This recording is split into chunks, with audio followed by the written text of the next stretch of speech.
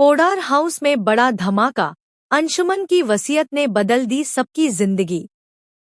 यह रिश्ता क्या कहलाता है कि आने वाले एपिसोड्स में दर्शकों को मिलने वाला है एक जबरदस्त ट्विस्ट, जो पूरी कहानी को नई दिशा देगा।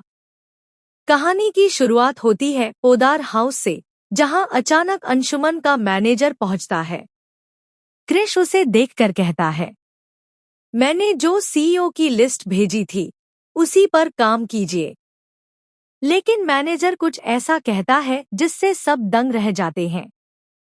सर, इस लिस्ट में से किसी को भी हम सीईओ नहीं बना सकते। क्रिश हैरान होकर पूछता है, क्यों नहीं बना सकते? और तभी आता है वो खुलासा जो सबको चौंका देता है। मैनेजर बताता है कि अंशुमन सर पहले ही अपनी वसीयत लिख चुके थे और उन्होंने कंपनी के अगली सीईओ का नाम भी तय कर दिया था। पूरा पोडार परिवार सन्न रह जाता है।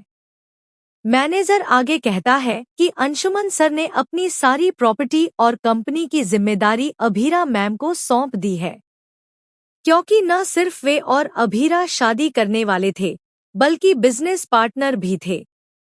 अंशुमन का मानना था कि उनके बाद अगर कोई इस कंपनी को संभाल सकता है तो वो सिर्फ अभीरा है। तानिया ये सुनकर सदमे में आ जाती है और क्रिश के होश उड़ जाते हैं।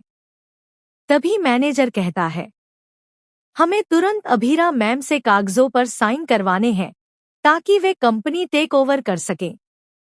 अभी कंपनी को संभालना बहुत जरूरी है और ये काम सिर्फ अभीरा मैम ही कर सकती हैं। क्रिश गुस्से में जवाब देता है, अभीरा तो यहाँ है ही नहीं, और ये सब कोई गलतफहमी लगती है। डीड में आखिर क्या लिखा है, साफ साफ बताइए।